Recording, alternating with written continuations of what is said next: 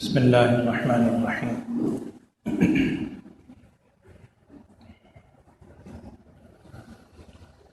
قرآن پاک کے جو حصہ آج آپ نے سماعت کیا ہے اس میں سورہ توبہ کا بقیہ حصہ،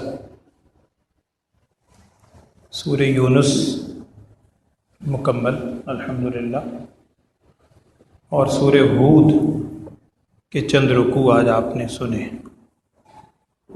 اور کل میں نے آپ سے عرض کیا تھا کہ اب یہ معین والی صورتیں ہیں، وہ صورتیں جن کے اندر 100 یا اس سے کچھ زائد آیات ہیں۔ سورہ توبہ کے اندر اللہ جل شانہ کی جانب سے منافقین کے بارے میں بہت تفصیل کے ساتھ تذکرہ آیا ہے، خصوصاً آج 11ویں پارے کے آغاز میں۔ آغاز ہی انہی الفاظ سے ہوتا ہے، یعتذرون الیکم اذا رجعتم الیہم، کہ یہ آپ سے معذرت پیش کریں گے آپ کے سامنے جب آپ تبوک کے واقعے سے لوٹیں گے۔ غزوہ تبوک آپ صلی اللہ علیہ وسلم کی سیرت طیبہ کا سب سے آخری غزوہ سن 9 ہجری میں، جس کو جیش العسرہ بھی کہا جاتا ہے، یہ وہی غزوہ ہے جس میں آپ نے سنا ہوگا، مشہور واقعہ ہے کہ حضرت صدیق اکبر رضی اللہ تعالیٰ عنہ اپنے گھر کا سارا سامان لے آئے تھے۔ یہ وہی غزوہ تبوک ہے، آپ صلی اللہ علیہ وسلم کی سیرت کا سب سے آخر میں 9 ہجری۔ اس غزوہ تبوک کے اندر آپ صلی اللہ علیہ وسلم تبوک تشریف لے گئے، وہ سارے واقعات بتلانا مقصد نہیں ہے، سیرت میں آپ نے پڑھے ہیں۔ اس موقع پر آپ صلی اللہ علیہ وسلم نے ارشاد فرمایا تھا کہ بھئی کوئی گھر میں نہ رہے، سب نکلے۔ نفیر عام جسے آپ کہتے ہیں، عام حکم تھا۔ تو صرف ایسے حضرات کہ جن کے دلوں میں نفاق تھا وہ اس غزوے میں جانے سے رکے رہے، گھروں میں بیٹھے رہے، لیکن جو مومن خالص تھے سب کے سب غزوے میں نکلے۔ چند مومن خالص رہ گئے تھے جن کے حوالے سے آج آپ نے الفاظ سنے۔ سورہ توبہ کے اندر 11ویں پارے کے آغاز میں جہاں سے دوسرا رکوع شروع ہوتا ہے، آج آپ نے ایک آیت سنی ہے، میں بھی غزوے کے بارے میں بھی ایک دو بات عرض کرتا ہوں۔ وہاں الفاظ ہیں والسابقون الاولون من المہاجرین والانصار والذین اتبعوہم باحسان رضی اللہ عنہم ورضوا عنہ۔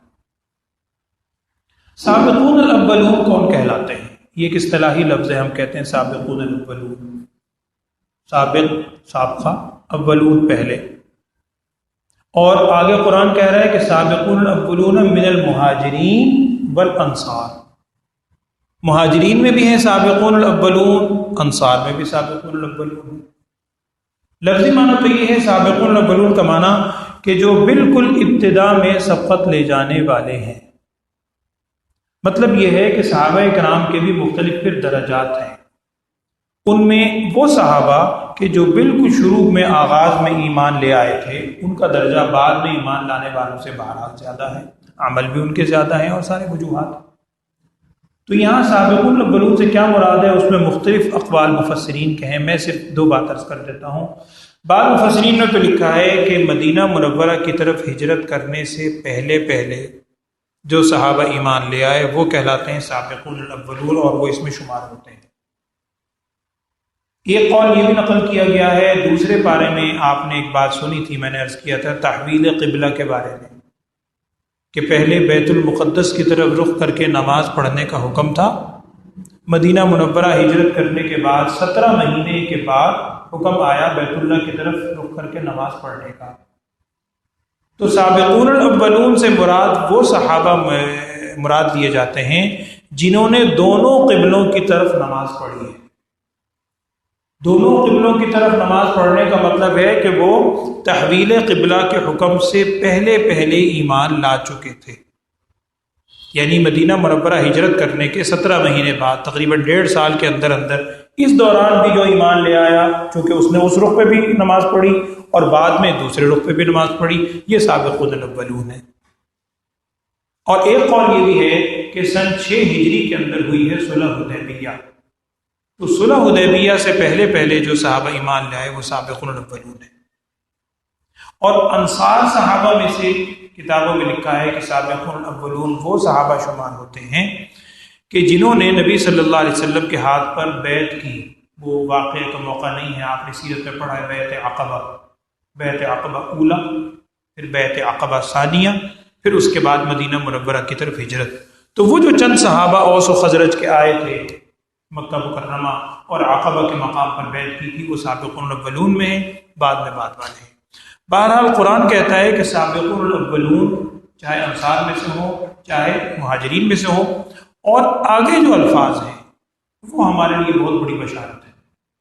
میں پھر آیت پڑھ دیتا ہوں، قرآن کی آیت ہے والسابقون الاولون من المہاجرین والانصار والذین اتبعوہم بإحسان. اور وہ لوگ بھی جنہوں نے ان سابقون الاولون یعنی انصار اور مہاجرین کی اتباع کی احسان کے ساتھ. آگے اللہ تعالیٰ فرما رہا ہے رضی اللہ عنہم ورضوا عنہ، اللہ ان سے راضی ہو گیا اور وہ بھی اللہ سے راضی ہو گئے. اور بیشتر مفسرین کا قول یہی ہے کہ اس میں بعد میں آنے والے تمام امتی شامل ہیں.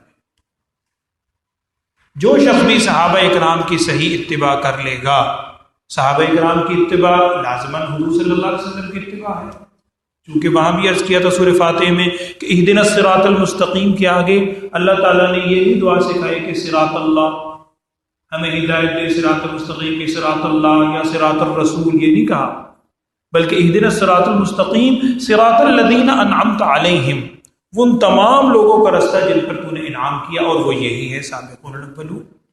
تو سابقون الاولون ہو، انصار ہو، مہاجرین ہو، یا ان کی پیروی کرنے والے بعد میں آنے والے لوگ ہوں، اللہ سے یقین رکھنا چاہیے کہ رضی اللہ عنہم ورضوا عنہ، اللہ ان سے راضی ہو گیا، وہ اللہ سے راضی ہو گیا. یہ اس کے آغاز میں ذکر آیا. دوسرا اس کے اندر منافقین کا بڑا تفصیلی تذکرہ ہے. نبی صلی اللہ علیہ وسلم نے ایک حدیث میں اس بات کو سمجھایا تھا. دیکھیے ہم عام زندگی کے اندر خصوصاً کوئی تکلیف، بیماری ہے یا کوئی صورت ہے، ہم کچھ علامات کے ذریعے کسی چیز کو پہچانتے ہیں. آپ بعض وقت بچے کو اٹھاتے ہیں، گود میں لیتے ہیں، آپ کہتے ہیں یار گرم لگ رہا ہے، مجھے لگتا ہے بچے کو بخار ہے. اب حالانکہ اظہار تو نہیں اس نے کیا، یا آپ اپنے طور پر ذاتی طور پر آپ کہتے ہیں کچھ سر جسم ٹوٹ رہا ہے. کچھ علامتیں ہیں جو آپ کو بتاتی ہیں کہ آپ کے ساتھ یہ ہو رہا ہے، اندر کے سمٹم ظاہر ہوتے ہیں، کچھ علامتوں سے ظاہر ہو جاتے ہیں. بالکل اسی طرح نبی صلی اللہ علیہ وسلم ارشاد فرما رہے ہیں کہ میں منافق کی تمہیں علامتیں بتا دیتا ہوں، بس تم ان علامتوں میں خود منافق کو سمجھ سکتے ہو کہ تم منافق تو نہیں ہو، نعوذ باللہ. ایک حدیث میں 3 اور دوسری حدیث میں 4تھی علامت بھی ہے. کیا فرمایا تھا آپ صلی اللہ علیہ وسلم نے کہ آیت المنافقی 3، منافق کی نشانی اور علامتیں 3 ہیں. اذا حدث کذب، اللہ معاف فرمائے، جب بات کرتا ہے نا جھوٹ بہت ہوتا ہے، جھوٹا بڑا ہوتا ہے، بات بات پہ جھوٹ. وَإِذَا وَعَدَ أَخْلَفَ، جب وعدہ کرتا ہے کبھی وعدہ پورا نہیں کرے گا، وعدہ خلافیاں بہت کرتا ہے منافق. وَإِذَا اؤْتُمِنَ، اور جب اس کے پاس کوئی امانت رکھی جاتی ہے خانہ، اس میں خیانت بہت کرتا ہے. اور 4تھی علامت ایک حدیث میں اور آتی ہے کہ وَإِذَا خَاصَمَ فَجَرَ، کہ اگر جھگڑے کی نوبت آئے گالیاں بہت دیتا ہے، زبان کا بڑا گندا.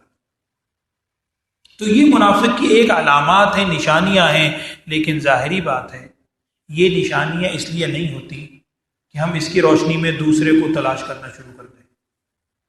اگر آپ کو ایک پرچہ دیا جاتا ہے، آج کل لگایا جاتا ہے کہ جی یہ علامات ہیں بیماری کی، وہ علامات اس لیے نہیں ہوتی کہ پرچہ لے کر آپ لوگوں کو چیک کرنا شروع کر دیں. وہ اس لیے ہوتی ہے کہ اس پرچے کی روشنی میں اپنے آپ کو چیک کریں کہ آپ تو نہیں ہیں. تو نبی صلی اللہ علیہ وسلم نے ارشاد فرمایا کہ یہ جو نشانی ہے اس کی روشنی میں اپنے آپ کو دیکھو. کہیں تم جھوٹ تو نہیں بولتے، کہیں تم وعدہ خلافیاں تو نہیں کرتے، کہیں تم بہت زیادہ گالم گلوچ تو نہیں کرتے، کہیں امانتوں میں خیانت تو نہیں کرتے. اگر ایسی صورت ہے تو ڈر جاؤ، تم منافق کے راستے پر چل پڑے. چونکہ یہ جو آپ صلی اللہ علیہ وسلم ارشاد فرما رہے ہیں یہ ہے منافق عملی، عمل کے اعتبار سے. ایک ہوتا ہے منافق اعتقادی، عقیدے کے اعتبار سے، جس کا یہاں بھی ذکر ہے. اور یہاں الفاظ آ رہے ہیں کہ منافق جب آئیں گے بڑے عذر پیش کریں گے. اسی طرح اسی رکوع میں، اگلے رکوع میں ہی آپ دیکھیے گا خود 11ویں پارے میں یہ ذکر ہے کہ والذین اتخذوا مسجدا ضرارا وکفرا وتفریقا بین المؤمنین وارصادا لمن حارب اللہ ورسولہ من قبل اور ولیحلفن ان اردنا الا الحسنى. یہ جو منافقین تھے جب آپ صلی اللہ علیہ وسلم غزوہ تبوک کے لیے جانے لگے ان کو بڑی بے چینی ہوتی تھی، کیونکہ میں عرض کر رہا ہوں 9 ہجری کا واقعہ ہے، 9 سال ہو چکے ہیں آپ سے ہجرت کیے ہوئے، بدر، احد، خندق، صلح حدیبیہ، فتح مکہ بھی ہو چکا ہے، 8 ہجری سب کچھ ہو چکا ہے، برداشت نہیں ہوتا تھا ان سے. انہوں نے پلاننگ کی کہ ہم اپنی خفیہ جو ہم نے کارروائی کرنی ہو، میٹنگ کرنی ہے، کسی سے کوئی مشاورت کرنی ہے، مسلمانوں کے خلاف کوئی سازش کرنی ہے، اس کے لیے کوئی جگہ ہونی چاہیے جہاں بیٹھ کے ہم بات کر سکیں اور کسی کو پتہ بھی نہ چلے. ویسے بیٹھیں گے تو سب چوکنے ہو جائیں گے. ان بدبختوں نے کیا کیا کہ مسجد کے نام سے ایک عمارت بنائی، قرآن میں اس کا ذکر کیا آج ہی سنا، مسجد کے نام سے عمارت بنائی، نام رکھا مسجد، اور نبی صلی اللہ علیہ وسلم سے انہوں نے کہا کہ جی آپ اس مسجد میں تشریف لائیں، مسجد بنائیے.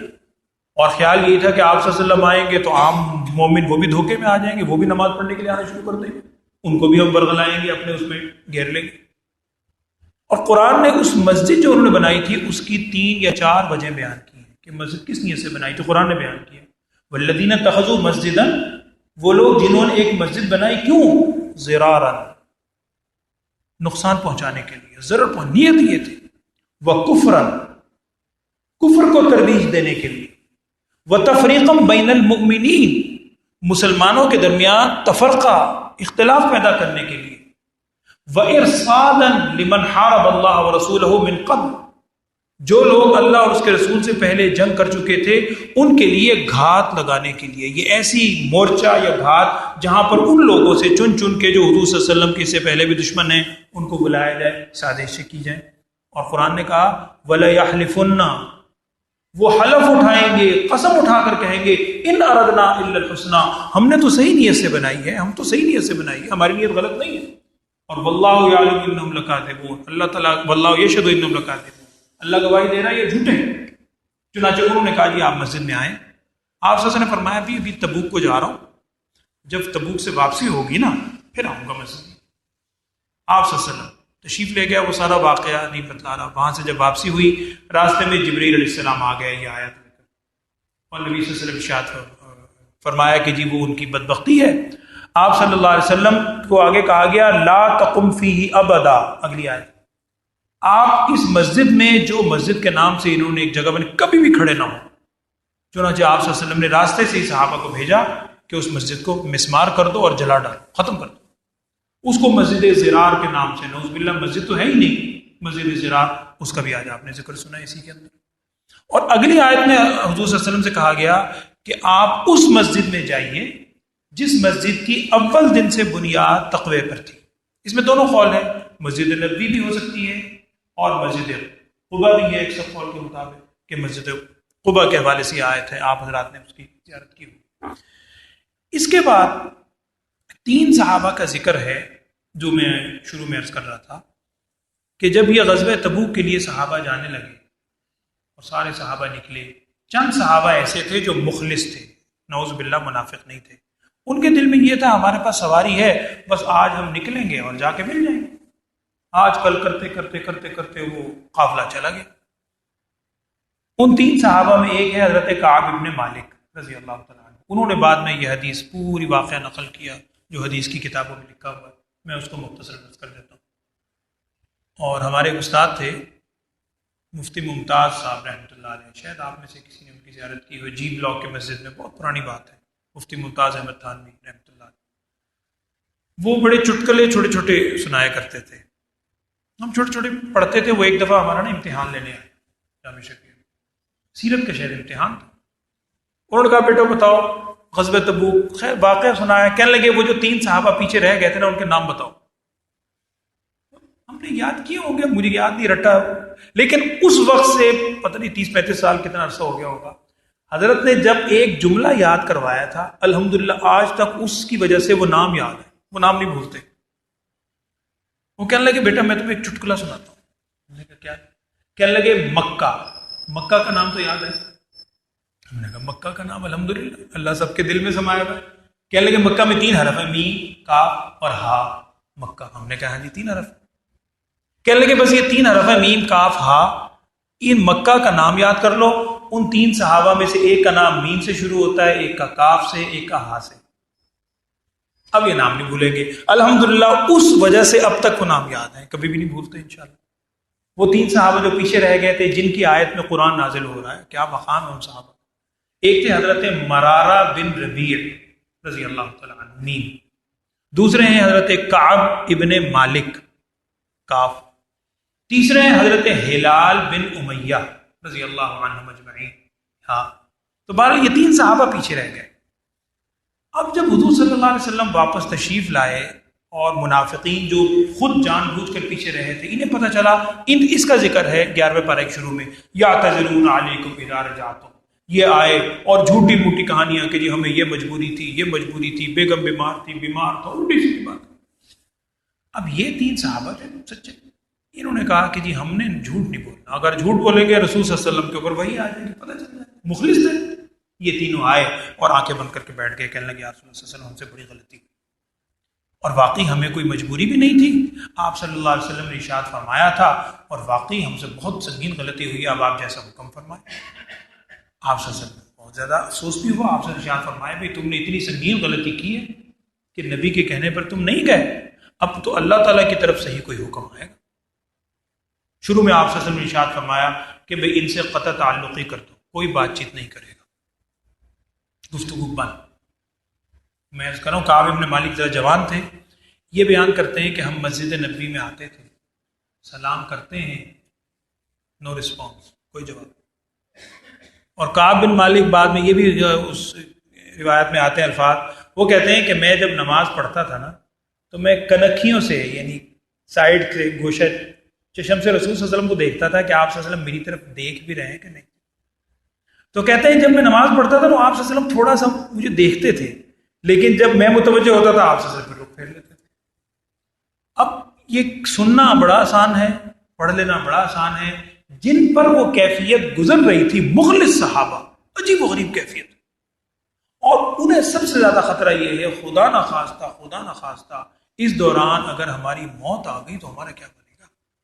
ہماری تو ساری عمر بھر کی کمائی گئی، کوئی جنازہ پڑھنے کو تیار نہیں ہوگا ہمارا، اب روئے جا رہے ہیں۔ کعب ابن مالک کے بارے میں آتا ہے کہ یہ مسجد میں بھی آتے تھے، باقی 2 جو تھے صحابہ یہ تو ذرا عمر رسیدہ تھی، یہ گھر میں بند ہو کے بیٹھ گئے اور روئے جا رہے ہیں، توبہ کر رہے ہیں، توبہ کر رہے ہیں۔ اس حالت میں آتا ہے کہ تقریباً 40 دن گزر گئے، 40 دن کے بعد ایک اور حکم آیا، حضور صلی اللہ علیہ وسلم کی طرف سے کہا گیا کہ بھئی اپنی بیویوں سے بھی علیحدہ ہو جاؤ۔ اگلا حکم، ان صحابہ نے پوچھا کہ یا رسول اللہ صلی اللہ علیہ وسلم کیا طلاق دے دیں؟ نبی صلی اللہ علیہ وسلم نے ارشاد فرمایا بھئی طلاق نہیں دینی، بستر الگ کر دو، یعنی ساتھ ان کے سو نہیں سکتے۔ وہ جو 2 بوڑھے صحابہ تھے ان کی ازواج مطہرات آئیں، ان کی زوجہ، اور انہوں نے آ کر کہا کہ یا رسول اللہ صلی اللہ علیہ وسلم یہ بوڑھے ہیں، ہم ان کی خدمت کر سکتے ہیں نا؟ بوڑھے کام نے آپ سے کہا خدمت کر سکتے ہو لیکن ساتھ سونے کی اجازت۔ 10 دن اور گزر گئے، 50 دن ہونے کے بعد قرآن کی آیت اتر رہی ہے، آج آپ نے سنی، وَعَلَى الثَّلَاثَةِ الَّذِينَ خُلِّفُوا حَتَّى إِذَا ضَاقَتْ عَلَيْهِمُ الْأَرْضُ بِمَا رَحُبَتْ، وہ لوگ 3 جو پیچھے رہ گئے تھے، حَتَّى إِذَا ضَاقَتْ عَلَيْهِمُ الْأَرْضُ، جب تک کہ زمین ان پر تنگ ہو گئی تھی اپنی کشادگی کے باوجود، اور وَظَنُّوا، انہیں یقین ہو گیا، اللہ ملجأ من اللہ الا الیہ، اللہ کے علاوہ کوئی جائے پناہ نہیں ہے، ثم تاب علیہم لیتوبوا ان اللہ هو التواب الرحیم۔ حضرت کعب ابن مالک رضی اللہ تعالیٰ عنہ وہ واقعہ بھی نقل کرتے ہیں، وہ کہتے ہیں کہ صبح کا وقت تھا، فجر کے بعد کا وقت تھا، میں اپنے گھر کے اوپر کھڑا ہوا رو رہا ہوں، روئے جا رہا ہوں، دور سے ایک شخص پکارتا ہوا آیا، چیختا ہوا، کعب ابن مالک مبارک ہو، ہلال بن امیہ مبارک ہو، مرارہ بن ربیع مبارک ہو، حضور صلی اللہ علیہ وسلم تمہیں مسجد میں بلا رہے ہیں، چلو۔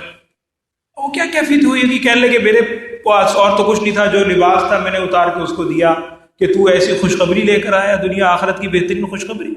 خیر آپ صلی اللہ علیہ وسلم کی خدمت میں آئے تو حضرت ابوبکر صدیق رضی اللہ تعالیٰ عنہ کے غالب بارے میں آتا ہے کہ وہ سب سے پہلے آگے بڑھے اور استقبال کر کے لپٹایا۔ کعب بن مالک یہ کہا کرتے تھے میں ان کا احسان کبھی نہیں بھولوں گا، بعض صحابہ میں سے یہ آگے بڑھ کر میرا استقبال کیا، پھر آپ سے خدمت میں میں آئے اور رسول صلی اللہ علیہ وسلم نے ان کو آیت سنائی کہ اللہ تعالیٰ نے تمہاری توبہ قبول کر لی ہے. کیا ان کی توبہ کا بھی مقام ہے؟ قیامت تک جو شخص قرآن پڑھے گا، جب تک ان آیات کو نہیں پڑھے قرآن مکمل ہی نہیں ہو سکتا. وعلی الثلاثۃ الذین خلفوا، آپ خود پڑھیں، 11واں سپارہ ہے، اس کا تیسرا چوتھا رکوع ہے سورہ توبہ کے سیکنڈ لاسٹ رکوع کے اندر، کہ وہ لوگ 3 صحابہ جو پیچھے رہ گئے تھے اللہ تعالیٰ نے ان کی توبہ قبول کی. آج آپ نے یہ الفاظ بھی سنے. ایک دوسری، بس 1 منٹ میں ایک بات اور سنا کے مکمل کر رہا ہوں، باقی ایک تفصیلی بات ہے وہ میں انشاءاللہ کل عرض کروں. آج آپ نے دوسری سورت سنی ہے سورہ یونس. سورہ یونس کے اندر آج آپ نے آیت سنی ہے، حضرت یونس علیہ السلام کا واقعہ بھی ہے، کسی حد تک تفصیل سے اور واقعات بھی ہیں یونس علیہ السلام کا، آپ کا علم میں ہوگا. آج آپ نے وہ آیت سنی ہے، فلولا كانت قرية آمنت فنفعها ایمانها الا قوم یونس. اس کا مفہوم یہ ہے اور اس کی تفصیل لکھی ہے حدیث میں کہ اللہ جل شانہ کی طرف سے جب دیگر مختلف قوموں کے اوپر عذاب آیا اللہ کی جانب سے، اور عذاب آنے کے وقت وہ توبہ کر کے ایمان لے آئیں، اس وقت کا ایمان معتبر نہیں ہوتا. قرآن کے الفاظ یہ ہیں کہ اس موقع پر سوائے قوم یونس کے اور کوئی ایمان نہیں لایا، ان کا ایمان مقبول ہوا. یونس علیہ السلام جب چلے گئے تھے، ظاہری بات ہے عذاب کے اثار ظاہر ہو گئے، اس وقت سارے بستی والے جمع ہوئے، توبہ کی، ان کی توبہ اللہ نے قبول کی. فلولا كانت قرية آمنت فنفعها ایمانها الا قوم یونس. آج آپ نے وہ بھی سنے ہیں. اور وہ بات آخری یہ ہے کہ آج آپ نے سورہ ہود کے اندر ایک واقعہ سنا ہے، میں 1 منٹ میں عرض کر دیتا ہوں. حضرت نوح علیہ السلام کے بیٹے کا واقعہ، وہاں صرف ایک آیت میں نے آپ کو بتانی ہے. میں غالباً آپ نے آخری تراویح کے اندر وہ آیت سنی، جس کے اندر کیا آتا ہے کہ نوح علیہ السلام نے اپنے بیٹے کے بارے میں قرآن میں ہے الفاظ، اللہ تعالیٰ سے کہا وقال یا نوح کیا انہ لیس من اہلک، اس سے پہلے الفاظ آتے ہیں کہ نوح علیہ السلام نے اپنے رب کو یہ پکارا کہ یہ میرے اہل میں سے ہے، وَإِنَّ وَعْدَكَ الْحَقُّ، اور تیرا وعدہ سچا ہے، یہ میرا بیٹا ہے اور ڈوب رہا. اور واقعتاً بیٹا تھا نوح علیہ السلام کا. نوح علیہ السلام نے دعا کے لیے ہاتھ اٹھایا کہ اے میرے رب یہ میرا بیٹا ہے. اس کے بارے میں آتا ہے کہ اللہ تعالیٰ کی طرف سے جو جواب آیا، آج آپ نے سنا ہے، قال یا نوح انہ لیس من اہلک، حالانکہ ان کا بیٹا ہے. قرآن کہہ رہا ہے، اللہ تعالیٰ فرما رہے ہیں یہ تیرے اہل میں سے نہیں ہے. کیوں؟ سوچئے ذرا آگے الفاظ کیا ہیں قرآن کے. وجہ یہ ہے انہ عمل غیر صالح، یہ انتہائی سنگین معاملہ ہے، اس لیے کہ اس کے اعمال غیر صالح ہیں، لہذا یہ تیری اولاد ہے ہی، یہ تیرا اہل ہے ہی. نوح علیہ السلام کہہ رہے ہیں کہ یا اللہ یہ میرا بیٹا ہے، میرے اہل و عیال میں سے ہے، اور تیرا وعدہ سچا ہے. اللہ تعالیٰ کیا فرما رہے ہیں؟ قال یا نوح انہ لیس من اہلک، کیوں؟ انہ عمل غیر صالح فلا تسألنی ما لیس لک بہ علم، جس کے بارے میں علم نہیں ہے سوال نہ کریں. اب ہمیں بھی سوچنا ہے. ہم جو بڑا مطمئن ہو کر بیٹھ جاتے ہیں کہ جی میرا فلاں سے تعلق ہے، میرا فلاں خاندان سے تعلق ہے، فلاں بزرگ سے تعلق ہے، خالی تعلق لے کے تھوڑی کچھ ہوگا. نوح علیہ السلام کا بیٹا ہے، صرف اگر عمل غیر صالح ہیں قرآن کہہ رہا ہے کہ وہ تیرا اہل ہے ہی. لہذا اصل بنیادی چیز کیا ہے؟ انسان کے اپنے اعمال. وہ ٹھیک ہے نسبت کے اثرات ہوتے ہیں، زندگیوں میں بھی آتے ہیں، لیکن خالی نسبت، انبیاء علیہ السلام کی اولاد ہے لیکن خالی اگر اس کو دیکھا جائے نسبت، تو قرآن خود کہہ رہے ہیں عمل غیر صالح ہے. لہذا جب تک اپنے اعمال صالح نہ ہوں اس وقت تک انسان کی اپنا نجات کے لیے خالی ایک کسی سے تعلق ہونا یہ کافی نہیں ہے. اللہ تعالی ہم سب کو عمل کرنے کی توفیق عطا فرمائے. دعا فرمائے. الحمدللہ رب العالمین. اللہم صلی علی سیدنا و مولانا محمد وعلی آل سیدنا و مولانا محمد وبارک وسلم. یا اللہ ہم سب کے گناہوں کو معاف فرما، لغزشات سے درگزر فرما، نفاق کی ساری علامات سے ہمیں محفوظ فرما. ہم سب کو ہر قسم کی نفاق کی بیماریوں سے، عملی اعتقادی سب سے محفوظ فرما. ہم سب کو ایمان خالص پہ عمل کرنے کی توفیق عطا فرما. ہر عمل میں رسول صلی اللہ علیہ وسلم کی کامل اتباع ہم سب کو نصیب فرما. یا اللہ قرآن میں جو تو نے کہا ہے والسابقون الاولون، اور جو ان کی پیروی کرنے والے ہیں، یا اللہ ہمیں بھی صحابہ اکرام کی اسی طرح پیروی کرنے کی توفیق عطا فرما۔ یا اللہ ہر معاملے میں ہر کام میں رسول صلی اللہ علیہ وسلم کی کامل اتباع نصیب فرما۔ جتنے بیمار ہیں تو جانتا ہے، تمام بیماروں کو صحت، عافیت، سلامتی والی زندگی عطا فرما۔ اس ماہ سیام کے جو ایام باقی ہیں ان کی قدردانی کی توفیق عطا فرما۔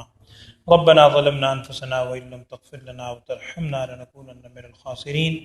وصلی اللہ تعالی علی خیر خلقہ سیدنا و مولانا محمد وعلی آلہ وصحبہ